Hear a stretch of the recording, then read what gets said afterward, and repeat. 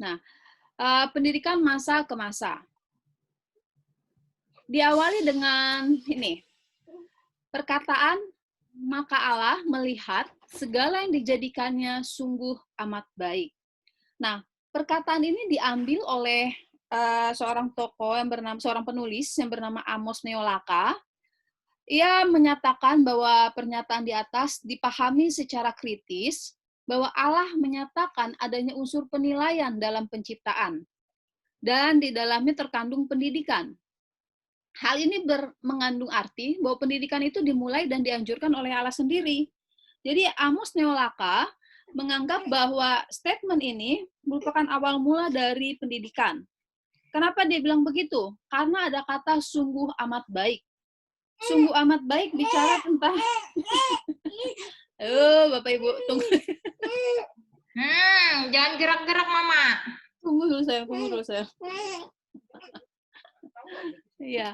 Jadi sungguh amat baik ini dianggap sebagai sebuah penilaian yang mengandung arti Bapak Ibu, skip dulu bentar ya.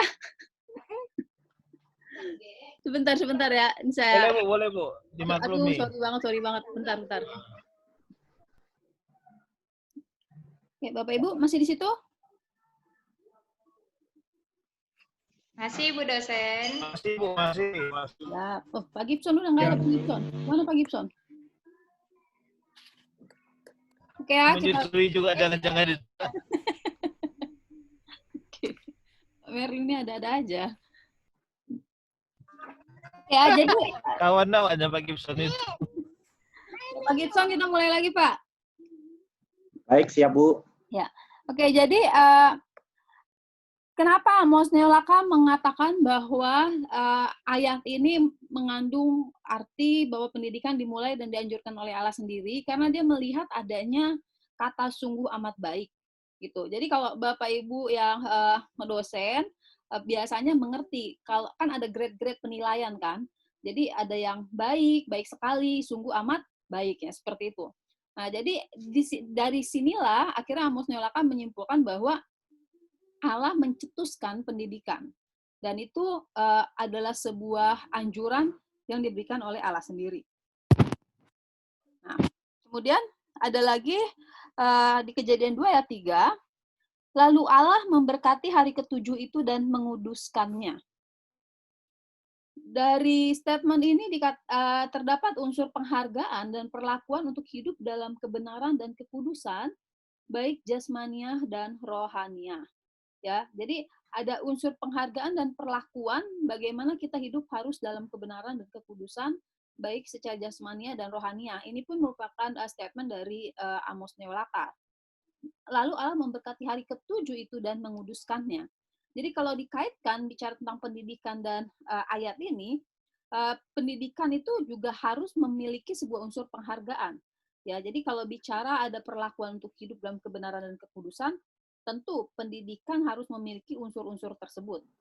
Kenapa seperti itu? Memang esensi pendidikan sebenarnya kan untuk build people, untuk membangun manusia sebenarnya. Intinya kan pendidikan bukan hanya sekedar kurikulum atau hanya sekedar ajar mengajar, tetapi harus ada sebuah unsur penghargaan di dalamnya dan juga ditekankan kalau melihat dari ayat ini ada perlakuan untuk hidup dalam kebenaran dan kekudusan. Jadi kalau misalnya secara contoh sederhananya saja, di dalam dunia pendidikan kita sangat melarang yang namanya plagiasi. Nah, sama saja sebenarnya dengan melanggar hal tersebut, sebenarnya kita sudah tidak hidup kudus di dalam dunia pendidikan, gitu ya. Jadi dosanya pendidikan sebenarnya dosa yang akademis itu banyak sekali kalau kita mau jujur. Ya, jadi di sini ditekankan bahwa bila kita tahu bahwa pendidikan itu adalah usul dari Allah, maka pendidikan pun harus berisi tentang kebenaran dan kekudusan, baik jasmania maupun rohania. Kalau ini ditekankan oleh Amos Neolaka. Allah menginginkan agar kita menjadi manusia yang berguna bagi Allah dan sesama manusia. Hal ini bisa terjadi hanya melalui proses pendidikan. Nah, ini dia. Melalui proses pendidikan, kita diharapkan menjadi manusia yang seutuhnya sebenarnya. Menjadi manusia yang seutuhnya, bagaimana kita bisa berguna bagi Allah dan sesama manusia. Kalau kita mau mau tarik ke kejadian bagaimana Allah menciptakan manusia. Yang saya pelajari, tentu manusia itu tidak langsung jadi sempurna, walaupun dikatakan gini, manusia diciptakan segambar dan serupa dengan Allah. Tetapi manusia tidak langsung jadi plek sebagaimana gini, yang Allah segambar dan serupa itu, intinya begini, segambar dan serupa itu butuh proses. Jadi ada sebuah proses untuk menuju kesempurnaan.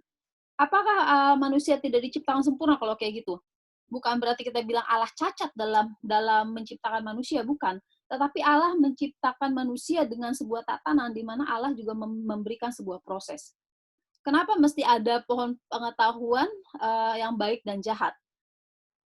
Tentu kalau ini udah bicara teologi, udah bicara nanti bicara apa ya? Bicara sisi teologisnya. Tetapi kalau kita lihat bicara pengetahuan kan sebenarnya bicara pendidikan juga. Bicara ketika Allah berhubungan dengan manusia juga, Allah nggak langsung menjadikan manusia sudah jadi, ya udah begitu aja tanpa sebuah proses pendidikan. Nah, jadi ada proses. Nah, inilah juga yang diangkat oleh Amos Neolaka, bahwa di awal mulanya itulah Allah mencetuskan pendidikan. Seperti itu. Kemudian, melihat dari fasenya tadi, jadi semua ini, kalau kita lihat dari pendidikan masa ke masa, awal mulanya itu harus bermula dari Allah. Bapak Ibu setuju atau tidak setuju, nanti kita bisa diskusi. Kemudian, tetapi Bu, saya... izin Bu, sebelum belum terlalu jauh tuh, saya tadi tertarik sekali dengan yang disampaikan siapa, Amos Neolaka ya. Silakan. Itu mirip ya dengan apa yang diajarkan Pak Eras ya. Yang mana tuh, bagian mananya? Yang bahwa pendidikan itu dimulai sejak manusia itu, jadi manusia tidak diciptakan langsung. Iya. Yang seperti dikatakan tadi, gambar dan rupa. Kalau gambar itu memang sudah diberikan Tuhan, rupa itu kan kerjaannya manusia. Ya. Kira-kira itu tokoh dari mana Ibu ya? Amos Neolaka orang timur ya kayaknya, NTT ya kalau nggak salah. Ada. Oh, orang dalam negeri juga, orang Indonesia ya? Orang Indonesia ya. Orang Indonesia. Oh, oke. Coba deh nanti cek. Thank you, Bu. Udah, lanjut. Ya, siap. Jadi Bu dosen boleh mau sedikit? boleh Pak Samuel, silakan. Ya, cuma mau bandingkan saja karena kan secara realita kalau saya seringkali mendengar ini terkait dengan pendidikan bahwa SD, SMP, SMA pendidikan di jenjang tersebut mereka hanya menerima informasi. Kemudian ketika masuk di taraf perguruan tinggi pada level S1 biasanya pada tahap tersebut mereka copy paste.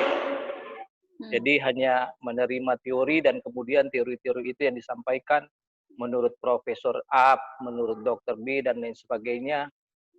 Seperti itu bahasanya. Kemudian ketika naik ke stratum 2, di situ terjadi pengembangan teori yang diperoleh, kemudian masuk pada taraf S3, kemudian terjadi penemuan teori. Nah, yang saya maksud begini, Ibu, tadi kan karena sedikit disinggung bahwa berkaitan dengan plagiasi. Jadi, saya melihat secara realita bahwa pada taraf stratum 1 masih, ini secara realita saja saya mengamati, masih copy paste. Bahkan banyak juga yang sampai S3, bahkan saya pun juga masih yang seringkali menurut profesor ini. Jadi sepertinya tidak ada teori yang dari saya yang saya kemukakan, yang saya hasilkan, hasil temuan saya seperti itu. Bagaimana itu Bu, dengan hal seperti itu? Ya. Ada kaitannya dengan penjelasan tadi? Betul. Bicara plagiasi itu kan sebenarnya kan secara tidak langsung berarti kita mencuri hak orang, mencuri karya orang, kan begitu Pak. Tetapi kan ada yang namanya toleransi plagiasi, maksudnya peniruan. Jadi kalau misalnya di dunia jurnal, artikel atau yang Bapak bilang tadi copy paste, biasanya itu ada tingkat peniruan tuh berapa persen, gitu kan? Memang kalau misalnya ini contohnya misalnya di dunia jurnal, memang tergantung kepada pengelola jurnal itu mau berapa persen kita berikan plagiat tingkat toleransi. Makanya ada alat namanya Turnitin untuk mengecek plagiasi. memang betul Pak, kita ini kebanyakan copy paste, jujur saja, ya kan? Kalau misalnya mau nulis, misalnya nulis laporan, comot sini, comot sana, comot sini, comot sana, jadilah karya kita katanya. Padahal sebenarnya kita hanya menuangkan pemikiran orang lain dan kita gabung-gabungkan. Nah, sebenarnya di dalam penulisan ilmiah kita tidak diharapkan seperti itu, Pak. Ketika kita mengcopy, kita harusnya memparafrasekan itu menjadi kalimat kita sendiri. Nah, kalau misalnya kita mau copy paste, kita diberikan sebuah regulasi. Maksudnya apa? Taruhlah nama dari orang yang kita kutip teorinya. Itu masih diperbolehkan. Nah, jadi ada kaidah-kaidah ketika kita mengutip karya orang lain. Nah, di situ, di ranah situ, masih oke, Pak. Gitu.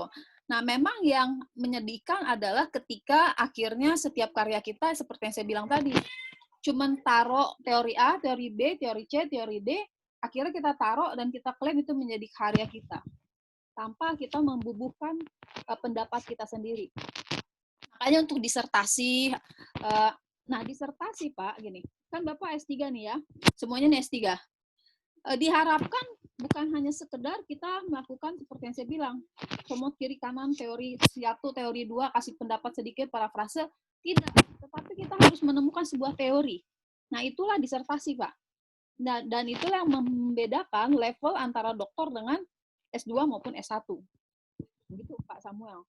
Memang tidak bisa dipungkiri Pak, apa yang sudah ada, apa yang kita kerjakan tentu biasanya sudah ada sebelumnya. Peniruan kehidupan juga begitu Pak, gitu, bukan hanya dalam kaidah akademis, ya kan? Kita mengadopsi cara hidup orang tua kita, itu kan copy paste. Tetapi kalau bicara dunia pendidikan, ada toleransi yang diberikan Pak untuk kita mengutip karya seseorang. Dan ada kaidah-kaidahnya. Gitu Pak Samuel. Oke, terima kasih Bu dosen. Ya, maksudnya gitu kan Pak? Iya, saya cuma membicarakan realitas saja. Kebanyakan kita yang taraf S1 dan S2, bahkan banyak juga yang S3 yang hanya copy paste saja.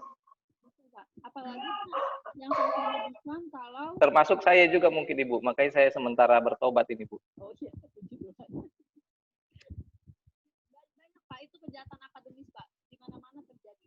Yang lebih jahat lagi kalau kita Suara Ibu Martina kok kecil banget ya? ini udah full ini.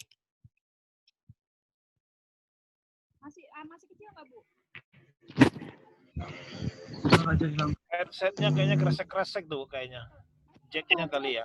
Nggak pakai headset?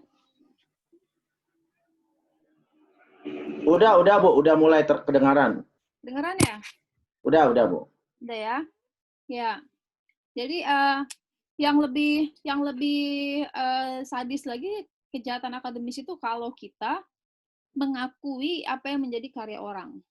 Atau karya orang benar-benar kita copy paste tanpa ada perubahan, itu namanya plagiasi, benar-benar plagiator, dan itu sangat tidak diperbolehkan gitu. Itu ya Pak Samuel ya. Mungkin Ibu yang lebih saya ingin tegaskan di sini bukan soal penulisan disertasi atau tesis, tetapi bahan ajar yang sering kita gunakan itu tanpa pengembangan atau bahkan ada temuan. Jadi umpama menurut Richard F. Dart tentang kepemimpinan, poin 1, 2, 3 dan sebagainya. Jadi kita hanya copy paste begitu saja, tinggal kita mungkin ada sebagian yang kita kembangkan, kita jelaskan, oh poin 1 ini berdasarkan hasil analisis kita, kemudian kita menjelaskan lebih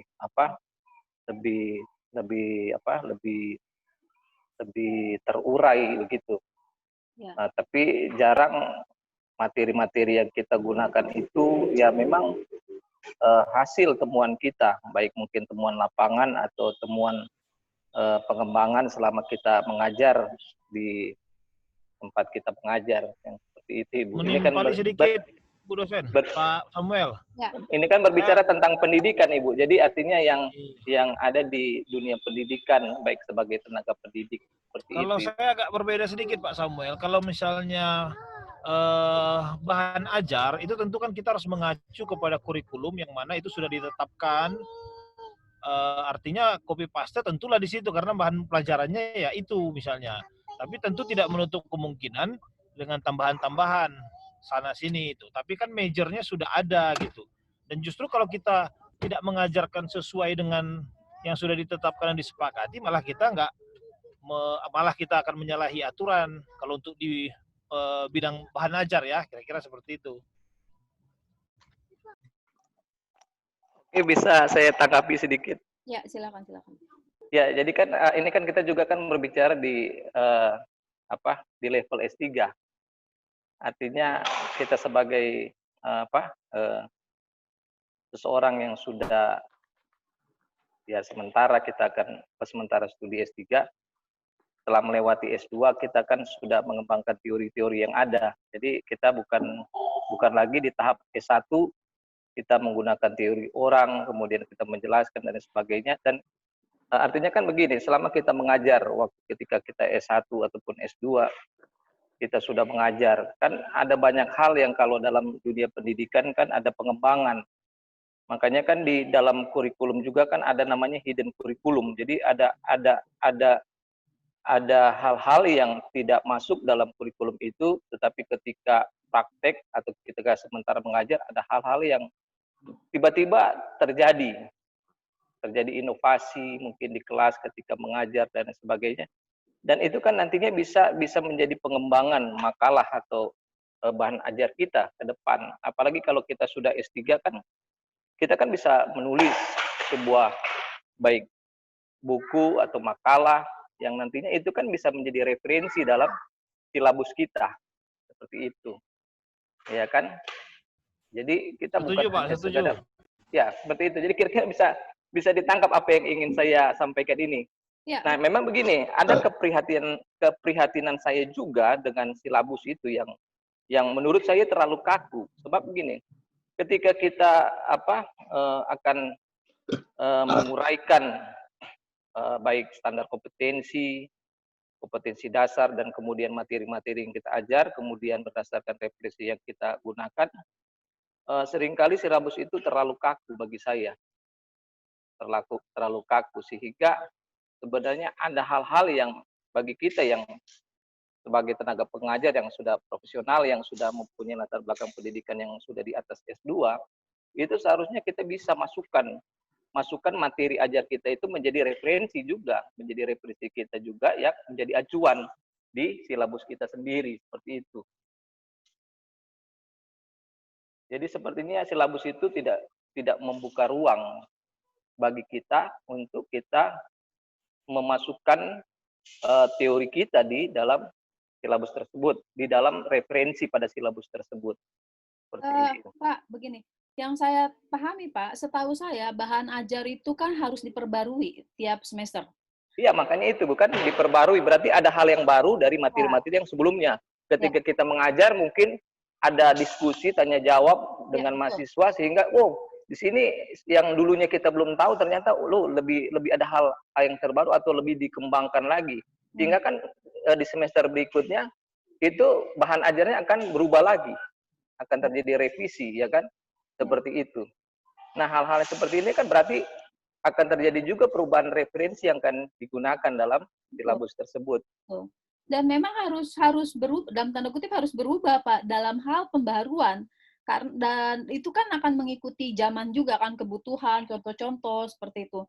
Nah, kembali kepada pertanyaan Bapak tentang copy paste, itu dia yang saya katakan tadi, Pak. Dalam bahan ajar pun benar kita harus, misalnya gini, tadi Pak Merwin bilang kan udah ada pakemnya, dalam tanda kutip ya, pakemnya nih, bahwa misalnya pendidikan Kristen transformatif harus bahas apa. Nah, kalaupun kita mengambil teori dari orang lain, kita bisa parafrasekan, Pak, atau kita bisa cantumkan namanya. Itu sah-sah saja dalam dunia akademis, itu Pak maksudnya. Jadi, tapi tidak semuanya pendapat mereka itu yang tadi saya bilang, pendapat satu, pendapat dua, cuma tempel tanpa kita memberikan sebuah pandangan dari kita atau parafrasekan teori-teori itu. Gitu. Jadi memang dibutuhkan kerja keras juga ya untuk bisa membahasakan itu kembali, sehingga kita juga akhirnya bisa belajar atau mendapatkan sesuatu, Pak. Beda orang yang cuma comot tempel sama orang yang baca dan membahasakan ulang, itu beda sekali, gitu Pak. Jadi bicara tentang itu tadi yang tentang kekudusan, plagiasi dan bahan ajar, betul Pak, kita memang pasti akan copy paste, tetapi masih ada kaedah-kaedah yang diberikan untuk meniru itu sendiri. Gitu. Jadi nggak semuanya yang namanya copy paste itu dosa, tidak. Kan memang harus ada yang diikutin juga. Gitu Pak Samuel.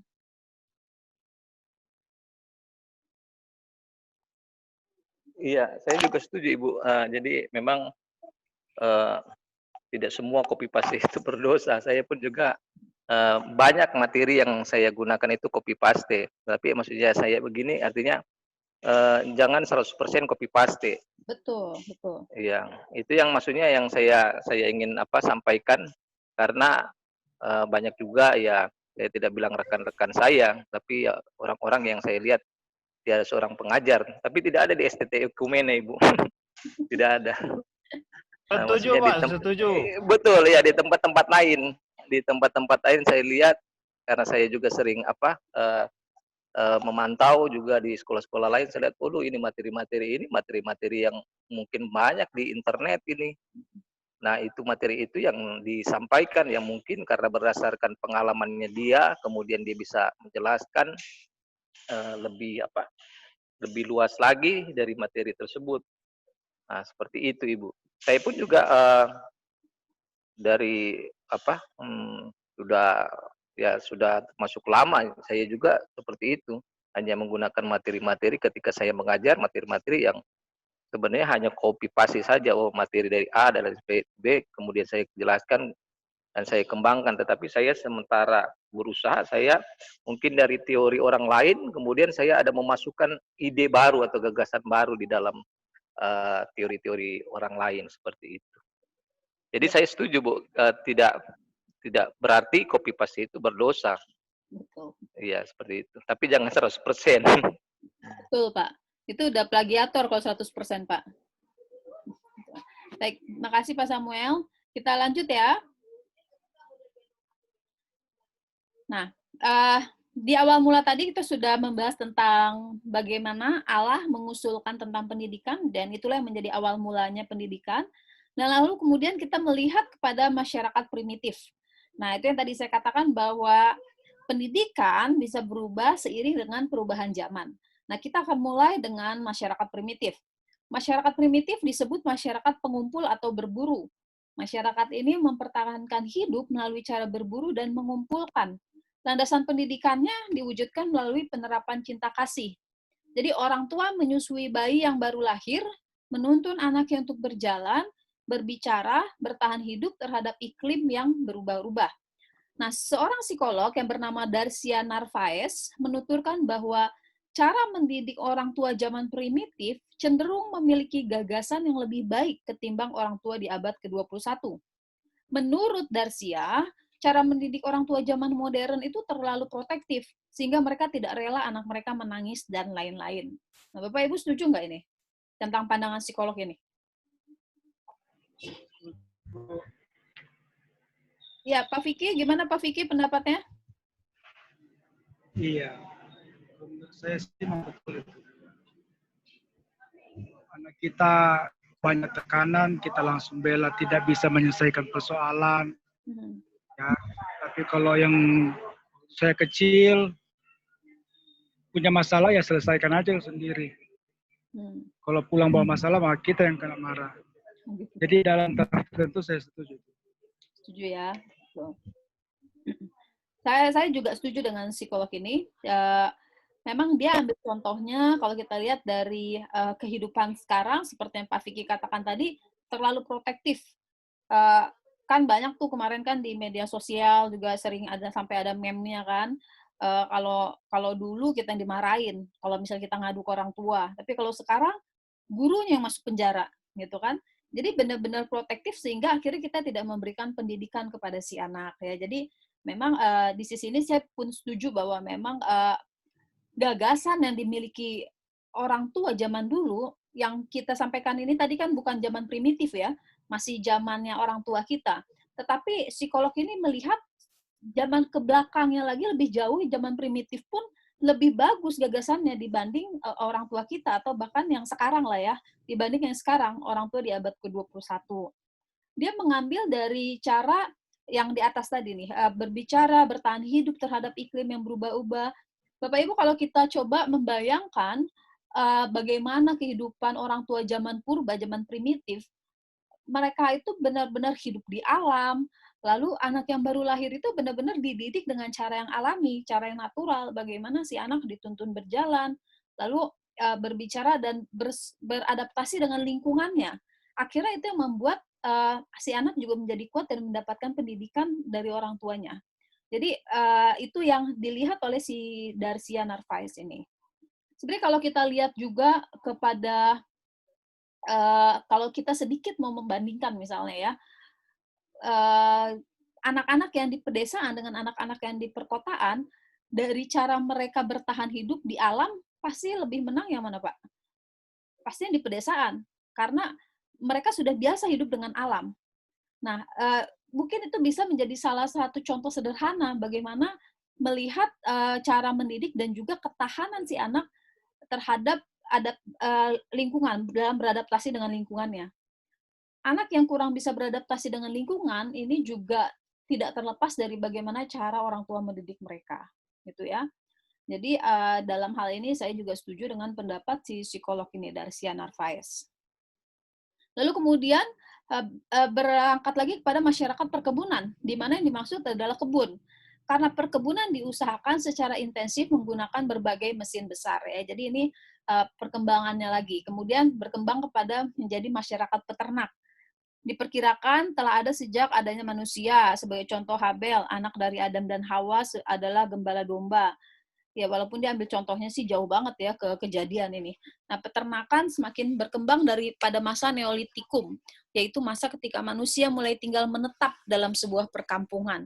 Tentu pendidikan yang diberikan juga pasti disesuaikan dengan kehidupan mereka pada saat itu. Lalu kemudian masyarakat pertanian.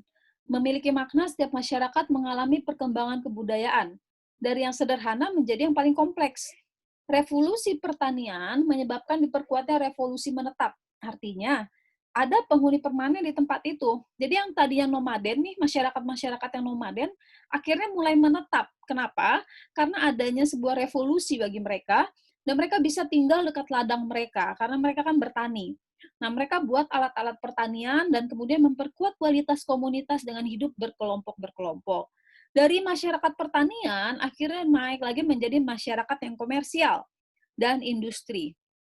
Mereka yang mayoritas penduduk menarik diri dari sektor pertanian dan berpartisipasi dalam pekerjaan khusus yang terkait dengan perdagangan dan manufaktur. Lalu kemudian beranjak kepada masyarakat modern dan postmodern. Masyarakat modern merupakan hasil evolusi dari masyarakat tradisional yang mengalami proses perubahan dalam segala bidang, baik budaya, politik, ekonomi, dan sosial, gaya hidup lebih kompleks dan maju secara teknologis, serta cepat berubah. Tatanan sosial masyarakat ini lebih mengedepankan rasionalitas, universalisme, spesialisasi fungsional, dan tingkat pendidikan yang disesuaikan dengan kebutuhan zaman. Keterbukaan pada pengalaman baru, keinginan menerima resiko, aspirasi pendidikan yang tinggi, empati lebih besar, dan individualisme merupakan kepribadian dari masyarakat ini, yaitu masyarakat modern. Masyarakat modern telah mengalami transformasi ilmu pengetahuan dan teknologi. Jadi masyarakat ini mampu menyesuaikan dengan situasi dan kondisi zaman, atau hidup sesuai dengan konstelasi zamannya. Karena kondisi dan situasi setiap masyarakat beda, maka proses menuju masyarakat modern antara masyarakat satu dengan yang lainnya pun berbeda. Modernisasi bangsa-bangsa bekas jajahan akan lebih menekankan pada penguasaan teknologi dan ilmu pengetahuan. Sedangkan bangsa yang maju pada iptek dan perekonomiannya malah menekankan pada bidang material seperti masalah moral atau religi. Nah, Soekarno mengatakan ciri-ciri masyarakat modern industrial sebagai berikut. Bersikap terbuka, siap menerima perubahan, peka terhadap masalah-masalah yang ada yang terjadi di sekitarnya, berorientasi ke masa kini dan masa yang akan datang. Setiap tindakan dimulai dengan perencanaan.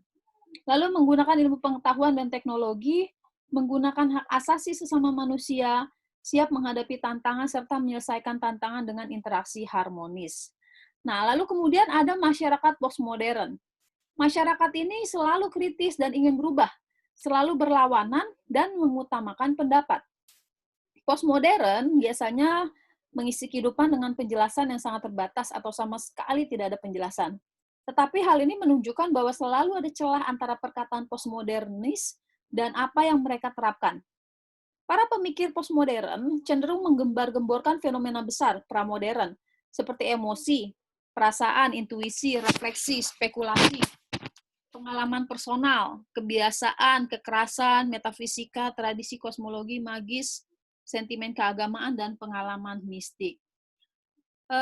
Kalau Bapak Ibu perhatikan kehidupan masyarakat kita sekarang ini, masyarakat yang bersosial media, ada yang bilang sekarang kita masuk ke dalam zamannya post-truth, masyarakat post-truth, di mana kebenaran itu menjadi kebenaran mereka sendiri. Slogannya adalah pokoknya. Jadi pokoknya kalau saya bilang begini itu benar, gitu. Jadi apapun yang dianggap benar ya itulah kebenaran. Itu post-truth. Nggak jauh berbeda dengan postmodern sebenarnya. Di postmodern ini diutamakan perbedaan, berlawanan dan mengutamakan perbedaan, cenderung menggembar-gemborkan fenomena besar. Sentimen keagamaan, lihat aja di Indonesia bagaimana yang namanya sentimen keagamaan juga sering banget menjadi hal-hal yang viral kan di tengah masyarakat. Nah, jadi itu ciri-ciri dari masyarakat postmodern. Josh McDowell dan Bob Hostetler mengatakan begini, postmodernisme adalah suatu pandangan dunia yang ditandai dengan keyakinan bahwa tidak ada kebenaran dalam pengertian objektif diciptakan, bukan ditemukan. Kebenaran adalah yang diciptakan oleh budaya spesifik dan hanya ada di budaya. Tony Cliff berpendapat bahwa postmodernisme adalah teori menolak atau membantah teori. Al Gore mengatakan postmodernisme adalah kombinasi dari narsisme dan nihilisme. Marvin Harvis mengatakan postmodernisme merupakan gerakan intelektual yang sedikit bertentangan dengan modernisme. Istilah ini lebih menitik beratkan pemahaman budaya dalam konteks khusus. Postmodernisme juga tidak memiliki paradigma penelitian yang lebih istimewa. Lalu kemudian Michael Foucault mengatakan postmodernisme akan menghubungkan antara ilmu dan alasan. Ilmu akan mencari best answer, tetapi jawaban yang ada dalam pandangan postmodernisme akan menolak generalisasi. Kebenaran lebih mengandalkan pada kemampuan fiksi, persuasif, relativitas lokal, plural, tak menentu, dan penafsiran. Habermas mengatakan bahwa postmodernisme merupakan langkah counterculture. Artinya, kebudayaan elit atau kebudayaan pada masa modernisme justru dihancurkan. Jadi postmodernisme ini bertolak belakang dengan masyarakat modern. Ada lagi pendapat dari Eagleton yang mengatakan postmodernisme mengambil ide dari modernisme dan avant-garde. Avant-garde ini menunjukkan perlawanan terhadap batas-batas apa yang diterima sebagai norma dalam suatu kebudayaan. Dan kemudian diramu yang lebih masak dengan disiplin lain. Dari modernisme, postmodernisme ini mencoba mewarisi tentang kritik yang mengambil jarak. Sedangkan dari avant-garde, postmodernisme ingin mencoba memecahkan masalah kehidupan sosial budaya, menolak tradisi, dan sebagai oposisi dari high culture. Ya, jadi kita bisa lihat masyarakat modern lalu beranjak lagi kepada masyarakat postmodernisme. Yang sampai sekarang kita bisa lihat sebenarnya gejala-gejala dari masyarakat postmodernisme ini. Sampai di sini ada pertanyaan Bapak Ibu tentang fase-fase pendidikan dari masa ke masa. Ada yang mau didiskusikan?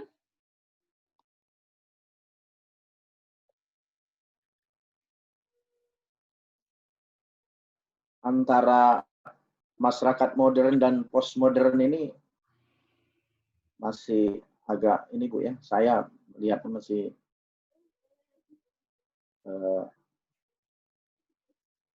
hampir sama aja kali ya Bu ya.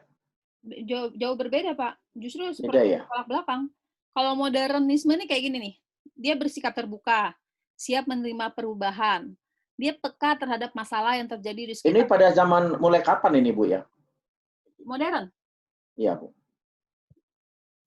Nah, di sini.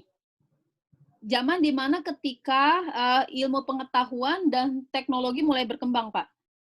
Kalau Baru mulai. tahun-tahunnya, ya kalau tahun-tahunnya saya kurang tahu, tetapi di mana kondisi gini, di mana ilmu pengetahuan dan teknologi itu sudah mulai berkembang. Jadi kalau misalnya di zaman yang sebelumnya ini kan ada nih zaman komersial dan industrial, tentu mereka lebih kepada manufaktur, pembangunan. Nah, masyarakat modern lebih menekankan tentang ilmu pengetahuan. Gitu, Pak. Tatanan sosial lebih mengedepankan rasionalitas, universalisme, nah seperti itu. Lalu kemudian ini tadi ciri-cirinya dalam masyarakat modern, ilmu pengetahuan dan teknologi digunakan, mereka menghormati hak asasi sesama manusia, lalu siap menghadapi tantangan serta menyelesaikan tantangan dengan interaksi harmonis. Sedangkan postmodern nggak ada urusan dengan harmonis-harmonis. Intinya postmodern itu justru menentang ada modernisme, gitu Pak Gibson. Jadi itu beda banget, Pak. Jadi kita ini sekarang masuk dalam sifat-sifat orang postmodern ini, Bu, ya? Saya melihatnya seperti itu, Pak. Apalagi dengan adanya masyarakat di dunia sosmed. Hoax gitu kan, hoax sehingga kebohongan akhirnya menjadi sebuah kebenaran. Bu, bertanya, Bu. Silakan, Tadi Pak. Sejauh pandangan Ibu melihatnya, ada nggak semacam penggenapan dari kitab pengkhotbah bahwa tidak ada yang baru? Ya. Artinya ada nggak siklus berulang, Bu? Apakah memang menurut pengamatan Ibu ada nggak dari masa yang primitif tadi, ada nggak agak sedikit berulang nih sampai muternya ke sini istilahnya? Ada nggak kemiripan yang Ibu lihat bahwa zaman primitif itu dengan zaman sekarang ini ada bagian-bagian miripnya nggak? Kira-kira gitu. Kalau menurut saya nih ya, Alkitab itu benar, selalu benar buat saya, ya dan amin.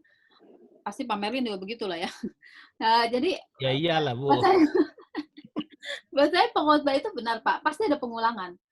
Pengulangannya apa? Mungkin bukan di dalam kemasan, tetapi secara esensi pasti ada pengulangan. Nah, kalau bicara sekarang postmodern, contohnya saja dari cara mendidik, gitu kan? Dari cara mendidik. Orang yang sudah mulai jenuh dengan cara mendidiknya dunia abad 21 ini, akhirnya balik lagi ke zaman primitif di mana mereka sudah mulai mau meninggalkan, kayaknya gue lebih baik ngurus anak daripada, dalam tanda kutip, daripada segala dunia abad 21 ini dikedepankan. Akan selalu ada seperti itu, Pak.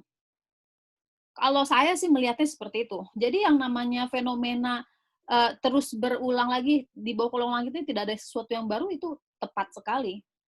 Gitu. Cuman mungkin bentuknya tidak sama, tetapi esensinya pasti sama, Pak. Baik, Bu. Baik, terima kasih. Silakan Pak Samuel nih, kayaknya seru ini. Iya, saya juga pertanyaannya mirip juga dengan Pak Merdi nih, karena saya pelajari bahwa dalam psikologi perkembangan, ada namanya tahap perkembangan manusia. Ya. Jenis-jenis perkembangan manusia ada yang disebut dengan ada satu teori dalam perkembangan manusia yang disebut dengan teori rekapitulasi, artinya mengulang. Jadi rekapitulasi ini maksudnya perkembangan zaman ini, perkembangan dunia ini mempunyai kesamaan dengan perkembangan manusia. Artinya begini, seperti tadi ada zaman primitif, kemudian zaman di mana orang berburu, kemudian zaman di mana orang bertani, dan kemudian ada zaman komersil dan industri. Jadi dalam psikologi itu yang saya pelajari, bahwa manusia juga ketika dia masih kanak-kanak suka berburu, kemudian masuk pada tahap selanjutnya seseorang itu suka bertani, kemudian pada tahap selanjutnya dia suka berbisnis jual beli, ya kan seperti itu. Jadi sepertinya juga memang kehidupan manusia dan kehidupan zaman ini sepertinya terjadi pengulangan seperti itu.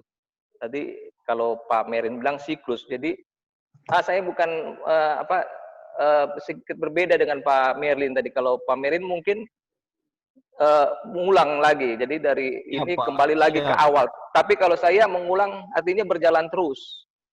Hal yang lalu diiringi dengan perkembangan manusia, seperti itu mungkin.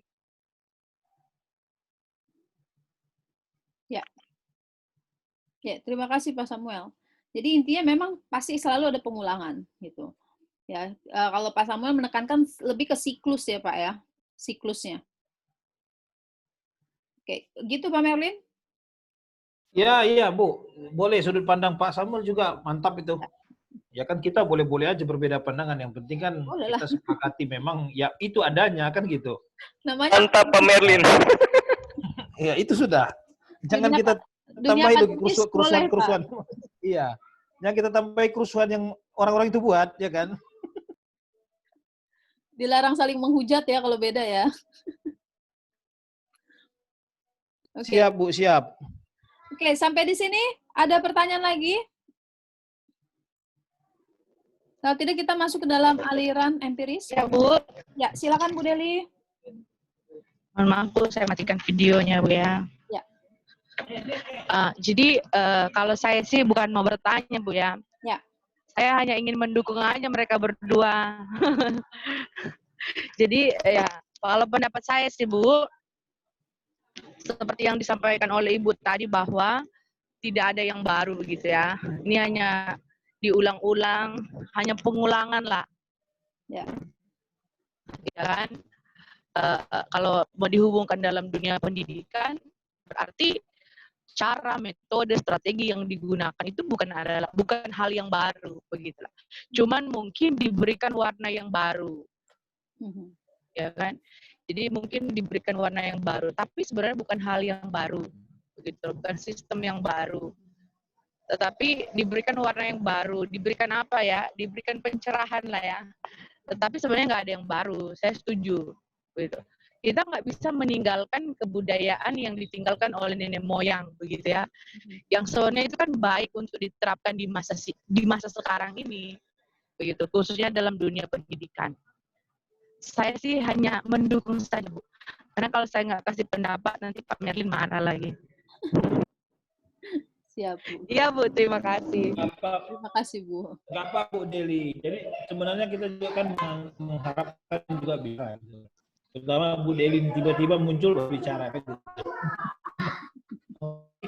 Sini apa enggak ya Ibu ini ya? Ibu muncul ya. Halo Bu. Ya. Halo. Ya. Ya, ini kalau pengulangan apa maksud di copy paste ini Bu, bukan? Ini siapa yang menjawab Pak Vicky? Bagaimana Pak? Kalau pengulangan ini masuk di copy paste nggak Bu ya? Tentu ada copy paste-nya Pak. Tetapi kan kaidahnya itu kan tidak dilanggar. Oh. Iya. Sama saja kayak gini Pak Vicky. Anak Bapak meniru Bapak. Apakah Bapak marahin? Untuk hal-hal yang baik misalnya? Kan enggak kan? Padahal copy paste loh itu. Tradisi turun-temurun yang diberikan oleh orang tua dan nenek moyang kita, misalnya petuah-petuah yang baik, bagaimana cara hidup yang benar, bermasyarakat yang benar, itu kan copy paste semua. Tapi apakah salah? Kan enggak juga. Pak Vicky? Ya Bu, oke Ya. Bu, lanjut. Yap. Ya, terima kasih Pak. Boleh lagi Ibu? Boleh Pak Samuel. Ya, karena tadi kita banyak membicara tentang pengulangan dan juga tadi sedikit dijelaskan tentang siklus, artinya dia berputar dan kembali lagi. Apakah zaman kita ini masih apakah zaman kita ini sudah masuk pada titik kulminasi Ibu, titik puncak di mana nanti akan kembali lagi kepada zaman dulu seperti itu? Kalau saya melihat bahwa memang walaupun dalam bidang teknologi terjadi perkembangan yang secara pesat, tetapi secara esensi pendidikan itu sepertinya terjadi degradasi. Karena tadi Ibu juga sudah sedikit jelaskan perbedaan antara pendidikan di daerah perkotaan dan di daerah perdesaan itu sangat-sangat berbeda sekali. Tadi kalau yang di pedesaan sangat natural, tapi kalau yang di perkotaan itu kurang natural. Bahkan juga saya melihat bahwa di pedesaan itu anak-anak itu terjadi kemandirian yang terus berkembang dibandingkan dengan anak-anak di perkotaan. Karena anak-anak di perkotaan kebanyakan orang tua itu terlalu berharap kepada guru, kepada orang tua asuh, dan lain sebagainya. Tetapi kalau anak-anak di pedesaan, kan orang-orang tua bukan berarti tidak peduli terhadap anak-anak, tetapi dibiarkan mereka bekerja sendiri, bahkan belajar sendiri.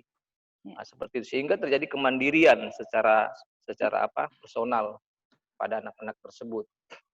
Nah, di situ kan kita bisa melihat perbedaannya, sehingga saya mungkin melihat bahwa justru pendidikan terjadi degradasi dengan tidak terjadinya pendisiplinan, dalam tanda kutip kekerasan ketika pelaksanaan pendidikan tersebut, ketika anak mungkin melakukan pelanggaran.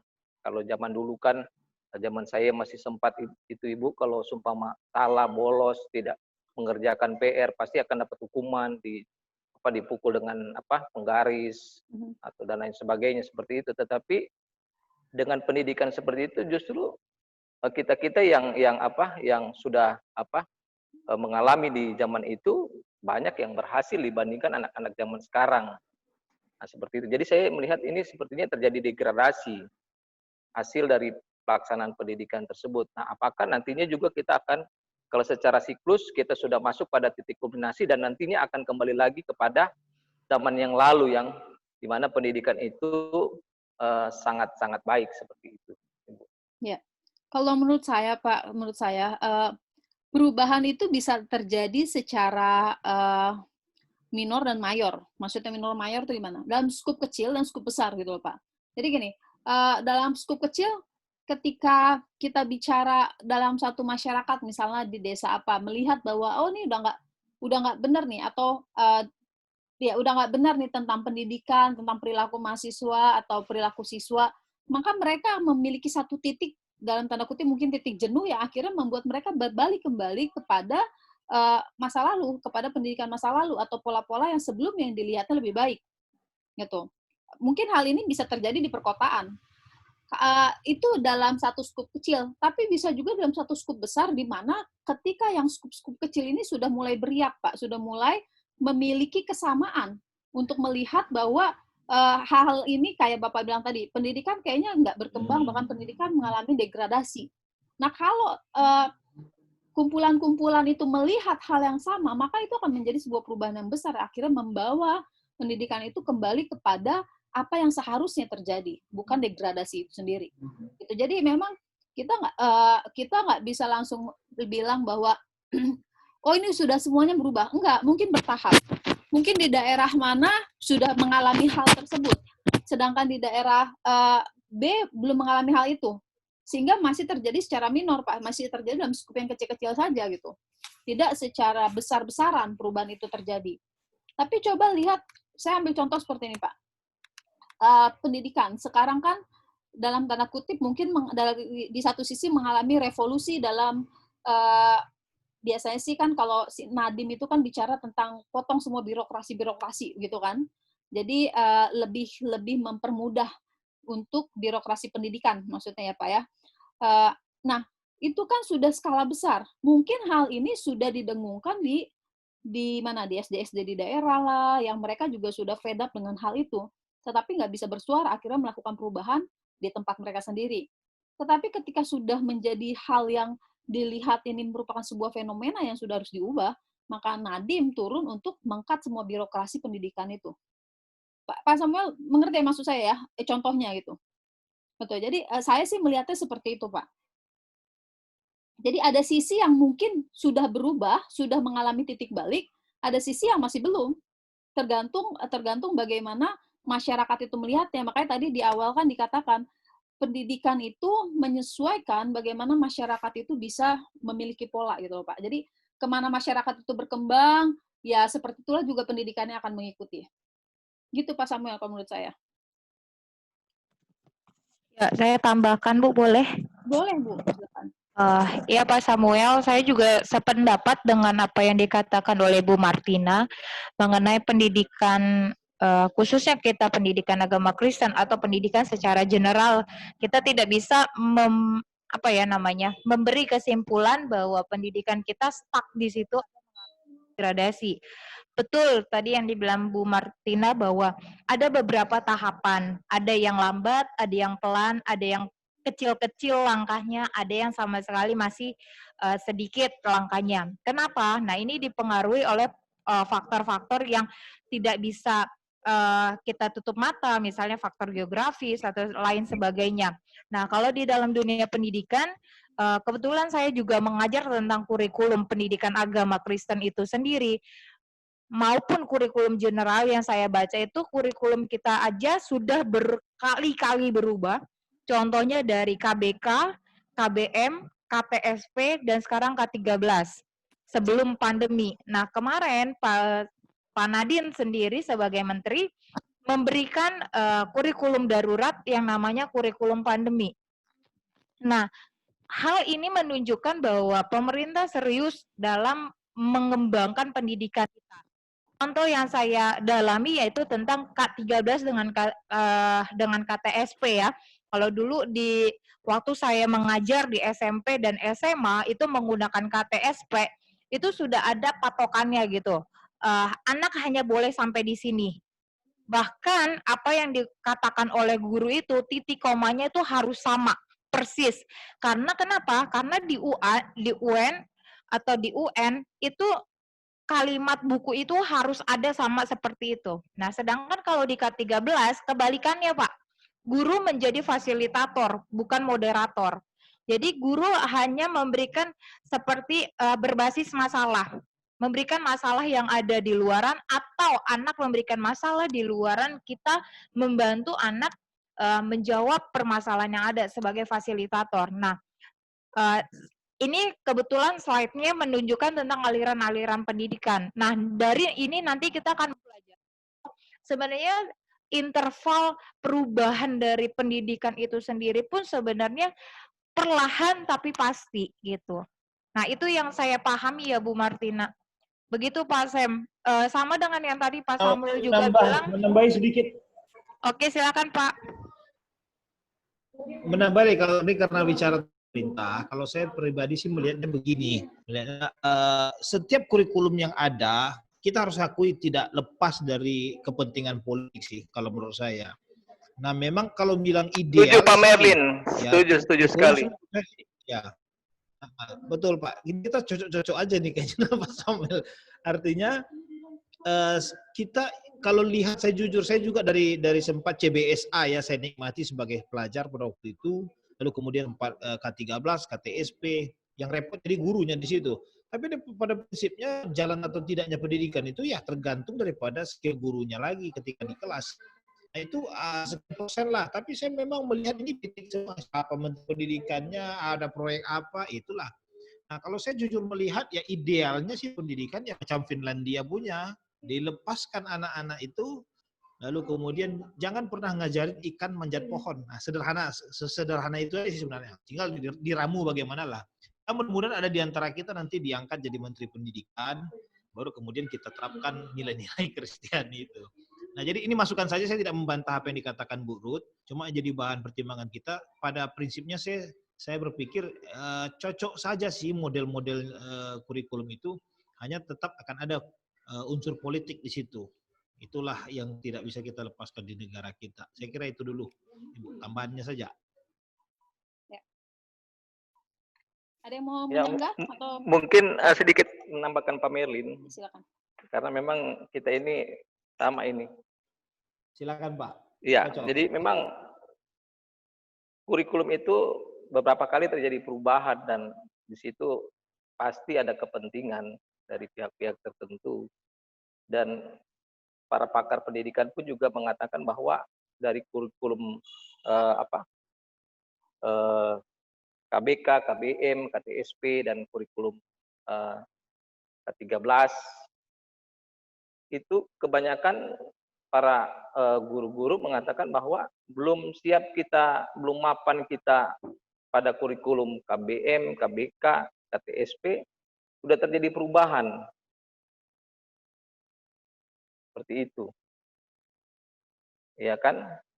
Jadi saya melihat sepertinya ini ketidaksiapan dari kita para pelaku pendidikan ini yang seringkali selalu terjadi perubahan.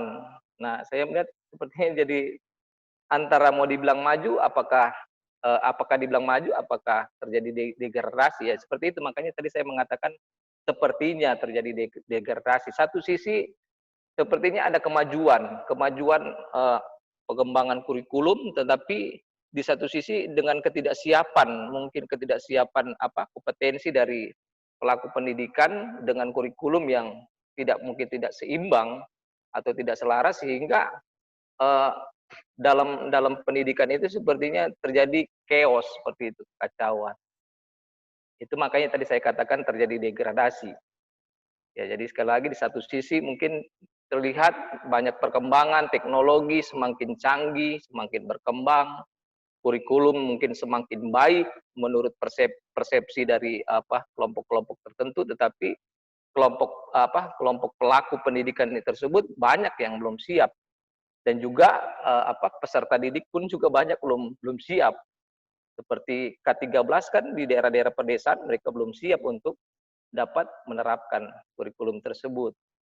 Nah, mungkin sedikit lagi yang mungkin saya ingin singgung di sini adalah dengan perkembangan teknologi, penggunaan teknologi seperti di era sekarang ini, menggunakan aplikasi Zoom dan lain sebagainya, ya mungkin anak-anak terjadi saya mau katakan terjadi kecepatan berpikir, tapi justru saya melihat terjadi kemunduran mentalitas dari anak. Nah, maksud saya seperti ini. Waktu zaman saya dan mungkin zaman rekan-rekan mahasiswa yang ada, kan dulu kita kalau mau cari referensi, cari teori-teori, kita akan pergi ke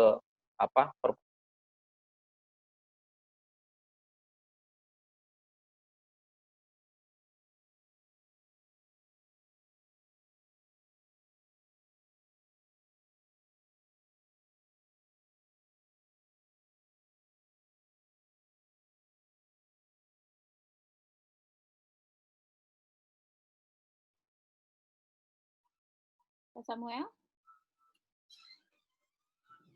Oh, saya kirain Terputus saya. kayaknya, Bu. Saya kira punya saya aja yang. Iya, saya pikir saya kayak. Iya, saya pikir kenapa punya saya udah rusak lagi.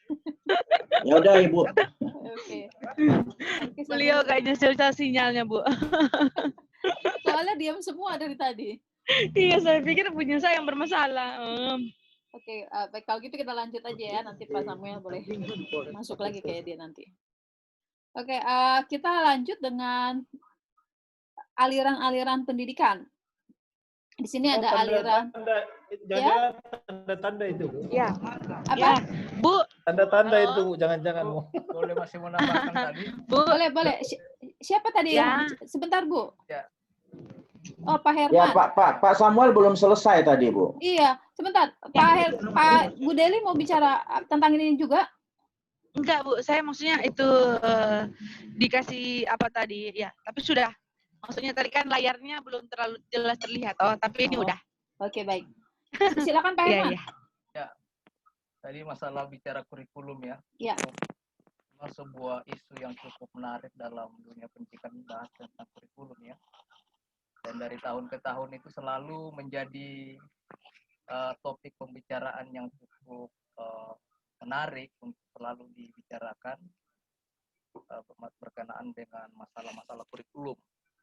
Tadi Pak Samuel juga menyinggung soal ketidaksiapan dan apakah penyelenggara pendidikan dan sebagainya terkesan untuk seakan-akan mengalami sebuah degradasi tadi ya.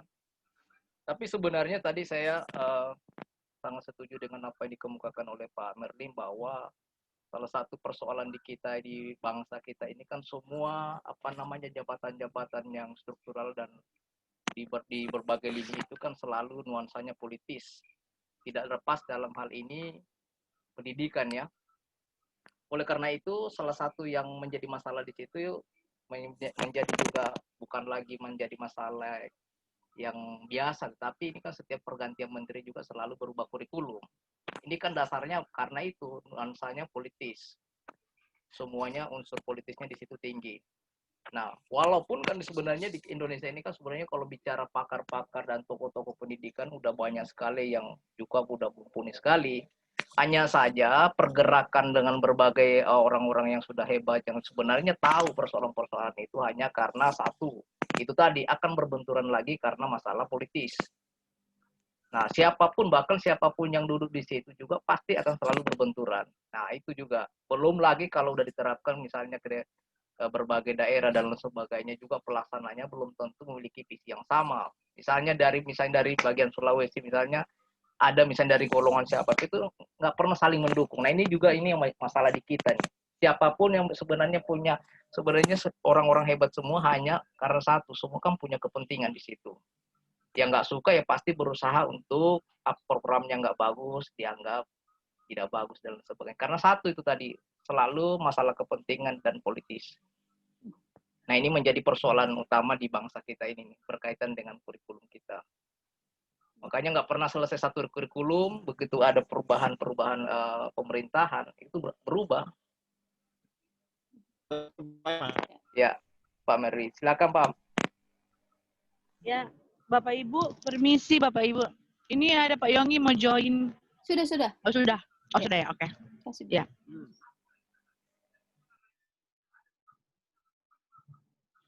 Silakan Pak Merlin. Pak Merlin.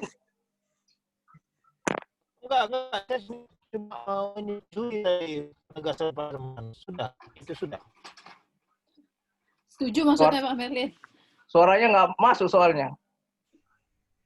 Enggak, maksud tadi saya hanya meneguhkan apa yang Pak Herman sampaikan, bahwa memang betul politik lebih berpengaruh sih terhadap kurikulum kita.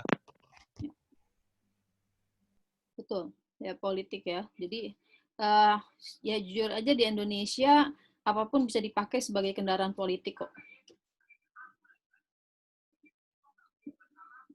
Oke, ada lagi? Pak Samuel belum masuk ya? Kita break jam berapa, Bu ya? Belum. Belum, Pak. Itu yang saya bilang tadi, tanda-tanda Pak Herman. Ini Pak Samuel sudah semua mereka. Saya sebenarnya berani mengungkapkan karena itu kode keras dari Pak Merlin. Kode keras, siap kalau gitu. Oke lah, kita break dulu lah kalau gitu. Ya. Sampai jam berapa, Bu? Kita break 15 menit lah ya. Atau sampai 19.45 lah, 19.45. Jangan kelamaan Bu ya, breaknya nanti ketiduran Pak Merlin ya. Bu Deli juga ketiduran. Namanya itu. 19.45 bisa? Terserah, atau 10 menit aja? 10 menit boleh? Ya, 15 menit, Bu, ya. 15 menit. Tunggu dulu. Boleh, Bu. Pak Samuel baru masuk.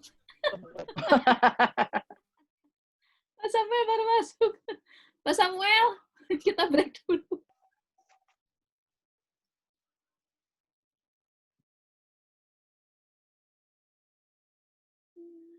Oke, sebentar ya.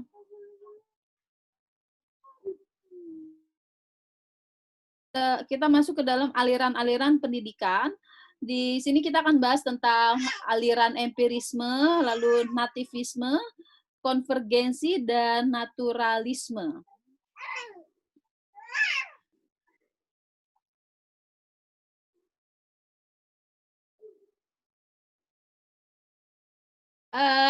Aliran empirisme bicara tentang segala pengetahuan, keterampilan, dan sikap manusia dalam perkembangannya ditentukan oleh pengalaman empiris nyata melalui alat inderanya. Jadi namanya juga empiris, bicara tentang pengalaman, bicara tentang apa yang terjadi di lapangan sebenarnya, yang menjadi fakta yang dialami oleh seseorang. Ya, aliran ini menganut paham yang berpendapat bahwa segala pengetahuan, keterampilan, dan sikap manusia dalam perkembangannya ditentukan oleh pengalaman nyata atau empiris melalui alat inderanya, baik secara langsung berinteraksi dengan dunia luarnya, maupun melalui proses pengolahan dalam diri dari apa yang didapatkan secara langsung. Jadi aliran empirisme ini bicara tentang pendidikan itu didapatkan melalui pengalaman mereka, melalui pengalaman seseorang, melalui apa yang dirasakan oleh setiap indera yang dimilikinya. Lalu kemudian ada lagi yang disebut dengan aliran, ini masih aliran empirisme. Aliran ini mengatakan bahwa lingkunganlah yang membentuk pendidikan manusia atau anak didik. John Locke mengatakan seperti ini, anak-anak lahir ke dunia tanpa mempunyai bakat dan pembawaan apa-apa, seperti kertas putih kosong. Oleh karena itu, anak-anak dapat dibentuk sesuai dengan keinginan orang dewasa yang memberikan warna pendidikannya. Jadi, segala kecakapan dan pengetahuan itu dibentuk oleh pengalaman dan dibentuk juga oleh lingkungan. Kenapa lingkungan? Karena lingkungan ini juga membentuk perkembangan dari manusia atau anak didik itu sendiri melalui pengalaman-pengalaman yang ada. Ya, ini bicara, kalau John Locke ini kan bicara tabula rasa itu ya, paper ya, white paper ya, kertas putih kosong itu. Jadi anak-anak nggak punya bakat apa-apa, tapi pengalaman itulah yang menggoret setiap lukisan-lukisan dalam setiap kertas putih kosong itu ya. Itu opini dari John Locke, teorinya John Locke. Aliran ini dianggap sebagai aliran yang sangat optimis terhadap pendidikan, sebab aliran ini hanya mementingkan peranan pengalaman yang diperoleh dari lingkungan. Kemampuan dasar yang dibawa anak sejak lahir dianggap tidak menentukan keberhasilan seseorang. Itu tadi aliran empiris. Kemudian ada lagi aliran nativisme. Anak lahir sudah memiliki pembawaan baik dan buruk. Perkembangan anak hanya ditentukan oleh pembawaannya sendiri-sendiri. Lingkungan sama sekali tidak mempengaruhi, apalagi membentuk kepribadian anak. Anak-anak yang lahir ke dunia sudah memiliki pembawaan atau bakatnya yang akan berkembang menurut arahnya masing-masing. Ini pendapat dari Schopenhauer ya. Jadi bertolak belakang dengan aliran empiris tadi.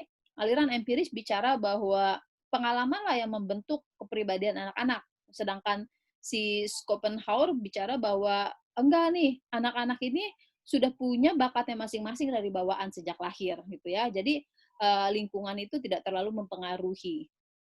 Nah, ada lagi yang bicara tentang aliran naturalisme. J.J. Rousseau bicara bahwa setiap anak yang baru dilahirkan pada hakikatnya memang memiliki pembawaan yang baik. Tetapi pembawaan baik itu akan berubah. Sebaliknya, karena dipengaruhi oleh lingkungan. Jadi sekalipun dia punya pembawaan yang baik, tapi tetap bisa berubah karena adanya pengaruh dari lingkungan. Itu bicara tentang aliran naturalisme. Ada lagi aliran konvergensi. Mengatakan bahwa faktor pembawaan dan faktor lingkungan sama-sama mempunyai peranan yang sangat penting. Perkembangan anak tergantung dari pembawaan dan lingkungan yang keduanya bagaikan dua garis yang bertemu atau menuju pada satu titik yang disebut dengan konvergensi. Pendapat ini dikemukakan oleh William Stern. Ya, jadi aliran konvergensi ini bicara bahwa perkembangan itu terdiri dari ada pembawaan, tetapi ada juga pengaruh dari lingkungan, dan itu bertemu di satu titik yang disebut dengan konvergensi. Nah, dari 4 aliran ini, Bapak Ibu boleh kita berdiskusi, yang mana yang Bapak Ibu lebih prefer untuk miliki sebenarnya? Silakan. Saya konvergensi, Bu. Ya, karena pemahaman saya memang perkembangan ya dari dua faktor ini, dari bawaannya berpengaruh juga sebagai modal awal dia untuk berkembang, lalu kemudian lingkungan distimulus, kira-kira gitu, Bu. Gitu ya. Jadi keduanya masuk kepada satu titik akhirnya kan, memusat kepada satu titik. Ya, itu yang namanya konvergensi. hampir mirip dengan naturalisme sebenarnya. Pada hakikatnya memiliki pembawaan baik, tapi bisa berubah juga sebaliknya kalau dipengaruhi oleh lingkungan. Oke, yang lain ada pendapatnya? Ibu Ruth, saya belum dengar suara Ibu Ruth nih. Kenapa, Bu? Kangen ya? Iya, Bu, kangen dengar pendapatnya, Bu. Kalau saya sih sesuai dengan kemarin kami juga ngebahas tentang filsafat ini, aliran-aliran. Saya juga sependapat dengan Pak Merlin, aliran konvergensi. Alasannya? Alasannya ya karena aliran konvergensi ini mampu memberikan apa ya? Sebentar Bu, saya sambil buka catatan dulu. Soalnya saya sambil mendengarkan sambil ada yang saya tulis juga. Ya. Plagiat ini plagiat. Enak aja, hasil pemikiranku kemarin. Kok lihat catatan? Ya catatanku toh. Lanjut, nggak usah ngegas. Tapi bisa juga dengan aliran naturalisme ini juga, Bu. Ya. Melahirkan pada hakikatnya memiliki pembawaan yang baik. Karena bakat masing-masing dari anak kan berbeda-beda. Kita tidak bisa sama ratakan anak yang satu memiliki bakat yang sama dengan anak yang lain. Nah, oleh sebab itu, metode pengajaran kita atau model pembelajaran kita pun harus kita sesuaikan dengan kebutuhan anak masing-masing. Nggak bisa disamaratakan. Tapi memang kalau kita sedang di dalam kelas, kita ambil rata-rata general anak-anak ini mampu diajarkan dengan menggunakan seperti apa atau metode apa. Itu sih Bu, dua aliran yang saya sukai, itu konvergensi dan naturalisme. Baik, terima kasih. Ada yang lain selain yang dua ini? Kalau pendapat saya sih Bu, relatif Bu. Ya. Jadi tidak secara mutlak naturalisme, konvergensi, dan apa tadi Ibu? Empirisme sama nativisme. Jadi relatif, tiap orang berbeda-beda. Memang ada yang dia nativisme, ada yang empiris, bahkan juga ada yang konvergensi Bu. Tetapi itu relatif, tergantung masing-masing tiap pribadi. Ya, pertanyaan saya adalah pendapat Bapak Ibu. Kalau Pak Samuel sendiri kemana? Lebih kemana arahnya? Kalau saya lebih bertendensi ke konvergensi, tetapi juga tidak kedua. Konvergensi kan dia kan menyatukan yang nativisme dan empirisme. Ya. Tetapi tidak selalu juga. Ada yang memang dia tidak punya bakat, tidak punya kemampuan atau potensi, tetapi lingkungan sangat mendukung dia sehingga dia menjadi berhasil atau sukses. Seperti itu. Ada yang didukung oleh kedua hal tersebut, baik secara empiris dan juga bakat dikembangkan. Jadi bakatnya dikembangkan secara empiris, berdasarkan pengalamannya dia, melalui pencerapan secara inderanya dia, kemampuan inderanya dia dapat menangkap situasi lingkungan yang ada, sehingga dia bisa berkembang. Tanpa adanya bakat bawaan?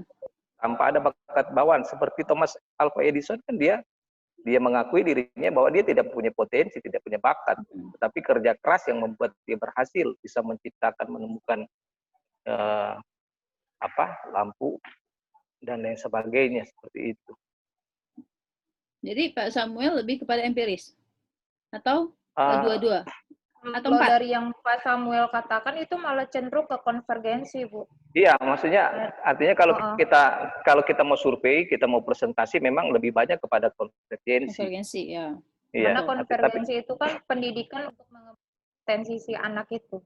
Ya. Hanya tadi diambil contohnya Thomas Alva Edison gitu ya, Pak Samuel ya? Iya. Kan kalau dalam ceritanya itu kan Thomas Alva Edison kan tidak diterima oleh beberapa sekolah. Sehingga ketika dia dikeluarkan dan diberikan surat kepada orang tuanya, dan kemudian orang tuanya mendidik Thomas Alva Edison, dan nanti di usia tua, dia remaja, usia 17 atau 18 atau 20 kalau saya tidak salah ingat, baru dia menemukan secari kertas tersebut. Ketika waktu dia masih anak-anak, dia tanya apa sih isi surat dari sekolahnya itu. Kemudian ibunya bilang, bahwa pihak sekolah mengatakan engkau terlalu cerdas, sekolah ini tidak mampu untuk menerima engkau, Thomas Alva Edison. Tetapi ternyata surat yang sebenarnya itu ketika dia baca, ketika dia dewasa, ternyata isinya adalah anakmu sangat bodoh, tidak layak sekolah di tempat kami, seperti itu. Kalau saya Ya, memang pandangan Pak ya. Iya. Memang betul seperti itu, tapi saya melihat sisi begini, malah justru sepertinya kecerdasan dari Thomas Alva Edison itu belum terakomodir dengan sistem pendidikan pada masa itu. Sehingga tetap sih saya setuju juga dengan kata Pak Samuel, tapi kayaknya di sini ada sistem dominan-dominan lah gitu. Mungkin Thomas Alva Edison ini dominannya lebih kepada lingkungan yang memaksa dia menggali segala potensi dia, tapi mungkin bakatnya tidak seperti bakat anak pada umumnya. Ya. Nah, gitu saya pikir sih begitu. Saya juga melihatnya seperti itu sih Pak Merlin. Jadi sebenarnya si Thomas ini sebenarnya sudah ada, tetapi memang tidak seperti anak-anak pada umumnya, sehingga akhirnya di-ban oleh sekolahnya kan. Gitu. Sama kayak tadi yang Pak Merlin bilang itu kan, kucing disuruh berenang kan nggak bisa, tapi ikan disuruh berenang bisa gitu loh. Kucing bisa berenang, Bu. Ya, maksudnya nggak ahli lah di situ. Salah ya. Ilustrasinya salah. Ikan nggak bisa. Manjat pohon nggak bisa. Ikan nggak bisa manjat pohon, contohnya gitulah. Kayak kita dulu lah, saya pikir kan gini juga ya. Kita pun korban sistem kok. Karena dulu saya pun juga agak seperti dicap juga agak bodoh dalam tanda kutip karena tidak tertarik dengan mata-mata pelajaran yang ini yang hitung-hitungan begitu. Nah, kita kan dulu menganggap kalau anak-anak tidak pandai matematika maka bodoh. Padahal dia di satu sisi punya bakat yang lain karena memang setiap anak itu punya gift yang berbeda begitu. Ya. Itu dulu kira-kira, Bu. Betul. Saya sependapat dengan itu, Pak. Jadi untuk kasusnya Thomas Alva Edison, jadi saya melihat juga dari sisi itu sih. Gitu ya. Silakan Pak Samuel mau menanggapi? Ya, memang pendapat saya ini berdasarkan komentar dari beliau. Mungkin ya kita kalau mau melihat lebih objektif lagi, kita yang menilai Thomas Alva Edison ya mungkin melihatnya seperti itu. Ya. Jadi memang sudah ada potensi kemampuan pada diri Thomas Alva Edison yang mungkin belum terakomodir dan atau mungkin kemampuannya Thomas Alva Edison itu mungkin tidak diketahui dan mungkin tidak sesuai dengan kemampuannya Thomas Alva Edison sehingga mereka tidak mampu mengembangkan potensinya Thomas Alva Edison. Ya mungkin itu kan penilaian kita ya terhadap Thomas Alva Edison. Tetapi kan tadi pendapat saya hanya menggunakan komentar atau pendapat sendiri dari Thomas Alva Edison yang mengatakan bahwa kerja keras lah yang membuat berhasil. Jadi ya kemungkinan dari komentarnya itu dia menilai dirinya sendiri bahwa sesungguhnya dia tidak punya kemampuan, tetapi karena dia kerja keras, dia tekun ulet dan sebagainya, kan dia berapa kali gagal. Yeah. Jadi dari dia terus mengadakan penelitian, kerja keras, mungkin dia menemukan sesuatu yang baru step by step, dia menemukan ide-ide yang baru, ya itu yang kemudian proses dan waktu yang membuat dia menjadi orang yang cerdas seperti itu. Ya, yeah. Jadi ya mungkin pendapat ya beda-beda, tapi pada dasarnya yang ingin saya sampaikan relatif untuk setiap orang itu. Ya terkadang ada yang dia punya potensi dan juga dikembangkan dari pengalamannya dia, tapi kan tidak semua orang seperti itu.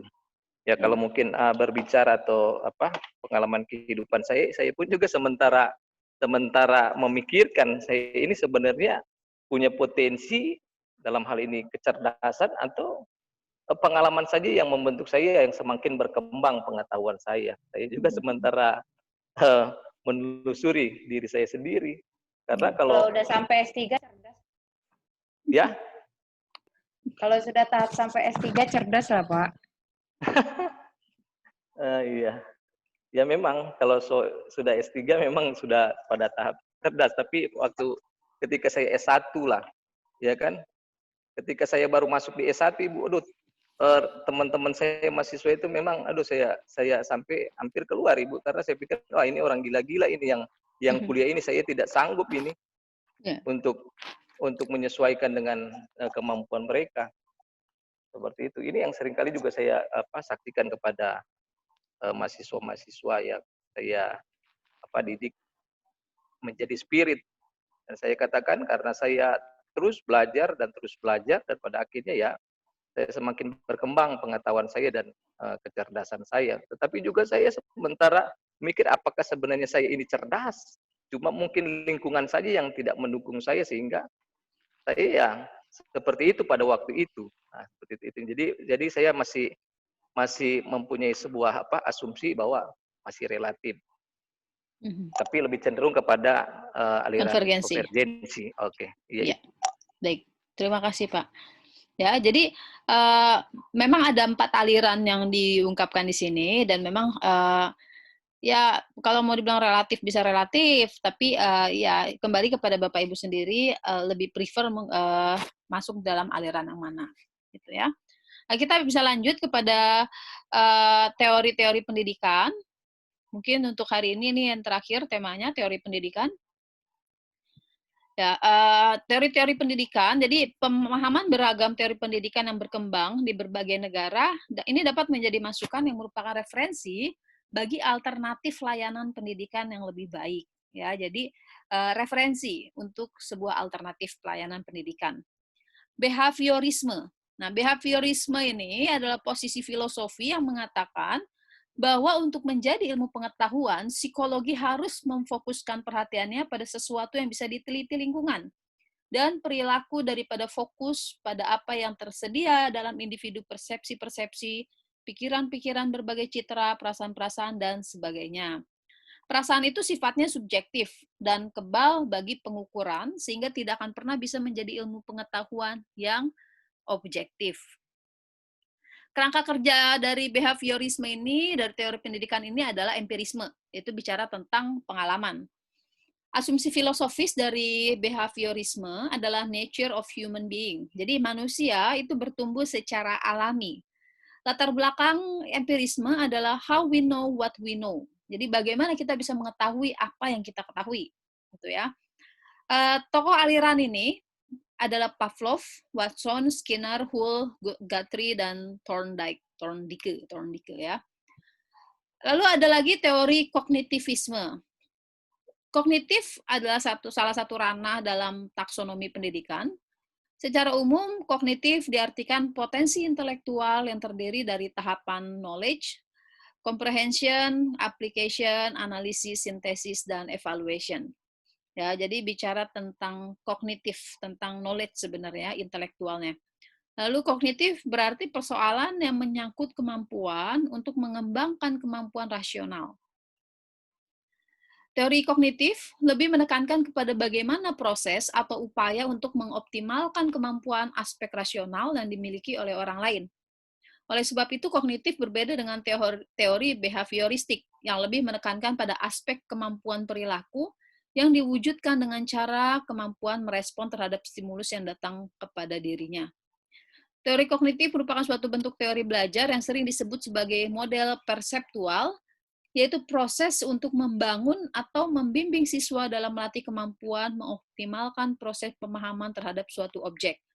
Tokoh-tokohnya John Piaget dan Jerome Bruner. Lalu ada lagi teori konstruktivisme. Teori ini didefinisikan sebagai pembelajaran yang bersifat generatif, yaitu tindakan mencipta sesuatu makna dari apa yang dipelajari. Jadi konstruktivisme ini memiliki, ketika dia belajar, dia mendapatkan sebuah makna dari apa yang dia pelajari. Nah, beda dengan aliran behavioristik yang memahami hakikat belajar sebagai kegiatan yang bersifat mekanistik antara stimulus respon. Konstruktivisme lebih memahami belajar sebagai kegiatan manusia membangun atau menciptakan pengetahuan dengan memberi makna pada pengetahuannya sesuai dengan pengalamannya. Konstruktivisme sebenarnya bukan merupakan gagasan yang baru. Jadi apa yang dilalui dalam kehidupan kita merupakan himpunan dan pembinaan pengalaman demi pengalaman. Inilah yang menyebabkan seseorang mempunyai pengetahuan dan menjadi lebih dinamis. Konstruktivisme menekankan perkembangan konsep dan pengertian yang mendalam, pengetahuan sebagai konstruksi aktif yang disebut siswa. Jika seseorang tidak aktif membangun pengetahuannya, meskipun usianya tua, tetap tidak akan berkembang pengetahuannya. Jadi kalau kita lihat ada orang yang usianya sudah lanjut tapi pengetahuannya tetap stuck, berarti dia tidak mengalami perkembangan konsep, gitu ya. Tokoh-tokohnya siapa? Giambattista Vico. Dan ada lagi teori terakhir, teori humanistik. Teori belajar ini pada dasarnya memiliki tujuan belajar untuk memanusiakan manusia. Proses belajar dianggap berhasil apabila si pembelajar telah memahami lingkungannya dengan dirinya sendiri. Pembelajar dalam proses belajarnya berusaha mencapai aktualisasi diri dengan sebaik-baiknya. Tujuan utama pendidik, membantu siswa untuk mengembangkan dirinya. Pendekatan ini dalam pendidikan lebih menekankan pada perkembangan positif. Teori belajar ini berusaha memahami perilaku belajar dari sudut pandang pelakunya, bukan dari sudut pandang pengamatnya. Tokoh-tokohnya, Arthur W. Combs, Abraham Maslow, dan Carl Rogers. Dari 4 teori ini, Bapak Ibu, sebenarnya ini merupakan sebuah alternatif di dalam perkembangan pendidikan. Ya. Jadi, pelayanan pendidikan. Kita bisa pakai teori behaviorisme yang lebih menekankan kepada pengalaman, kemudian kognitivisme, ranah dalam taksonomi pendidikan lebih mengedepankan kognitif sebagai potensi intelektual, kemudian konstruktivisme, jadi dia lebih melihat bahwa pengalaman itu seharusnya bisa memberikan sebuah perkembangan dalam pengetahuan seseorang. Ya, kemudian ada lagi humanistik, di mana dalam teori humanistik ini tujuannya itu memanusiakan manusia. Jadi bukan kurikulum, bukan segala tools-toolsnya, tapi justru manusianya itu sendiri lebih dimanusiakan dalam proses belajar ini. Jadi si pembelajar memahami lingkungan dan dirinya sendiri. Ya, jadi capaiannya adalah aktualisasi. Makanya tadi dikatakan salah satu tokohnya adalah Abraham Maslow, gitu ya. Sampai di sini Bapak Ibu ada yang ditanyakan? Ada, Bu. Silakan, Pak. Saya pernah baca jurnal, Bu, mengenai teori metakognitif. Apa ini bagian dari teori kognitif atau teori baru ini, Bu?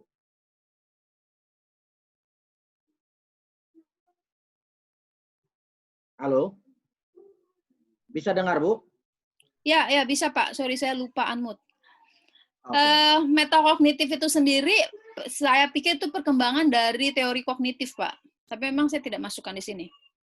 Gitu. Di buku yang saya ambil itu tidak disebutkan sih itu, Pak. Ya, ini kan setelah tahun 1980-an ya. Jadi ya akhir abad 20. Ya. Jauh berbeda dengan yang kognitif kan. Ya. Ya, Pak.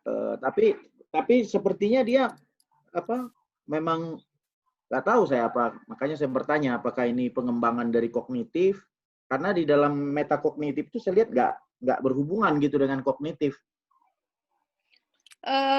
Metakognitif itu kan kemampuan mengontrol ranah atau aspek kognitif. Jadi di sini sih kalau dari referensi saya lihat mengendalikan 6 tingkatan aspek kognitif.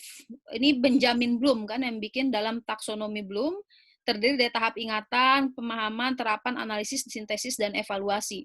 Jadi kalau saya lihat justru metakognitif ini seperti pengembangan dari itu sendiri, Pak, teori kognitif itu sendiri.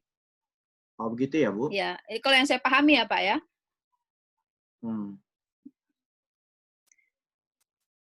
Nah, jadi di sini sih ini apa nih?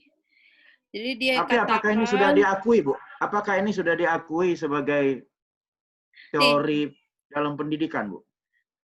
Di buku yang saya baca tidak dituliskan, Pak. Nggak ada, makanya saya nggak tulis itu. Ya, jadi tahun 1991 taksonomi ini yang metakognitif ini direvisi oleh David Krathwohl menjadi mengingat, memahami, menerapkan, menganalisis, mengevaluasi, dan mencipta sesuatu sesuai dengan kemampuan siswa. Itu jadi ranah-ranah kognitifnya itu diubah dan direvisi gitu. Sebenarnya sih lebih kepada tahapan bagaimana mengingat, memahami, penerapan apa yang dilakukan oleh kognitif itu sendiri. Gitu, Pak. Jadi kalau menurut saya sih itu perkembangan dari kognitif itu. Itu Pak. Oke Bu, kasih Bu. Iya Pak. Oke, Bapak Ibu ada lagi? Kalau tidak ada, kita bisa sudahi sampai di sini. Ya. Ya. Sibernetik itu masuk di teori mana? Ya apa Pak? Teori sibernetik. Kibernetik. Iya.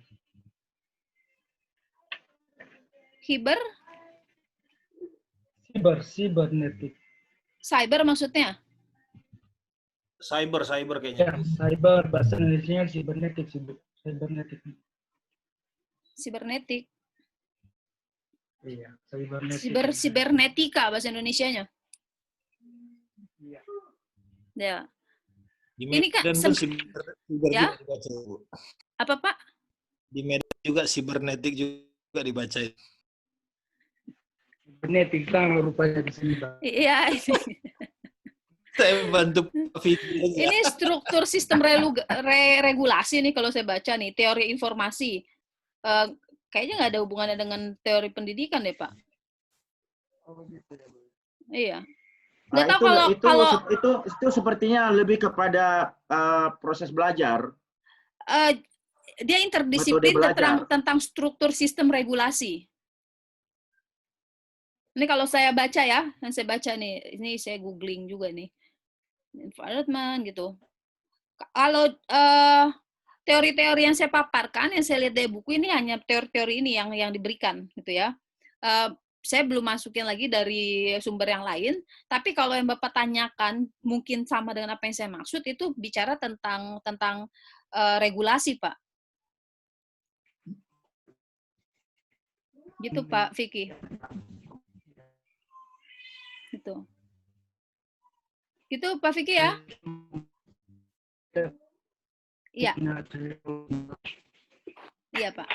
Ya. Oke, Bapak Ibu, cukup ya, saya pikir ya. Ya, Bu, cukup. Iya. Iya, oke. Mantap, terima kasih, Bu. Iya, sama-sama. Oke, silakan Pak Merlin, silakan pimpin dalam doa dan kita cukupkan hari ini. Alhamdulillah. Pak Merlin memang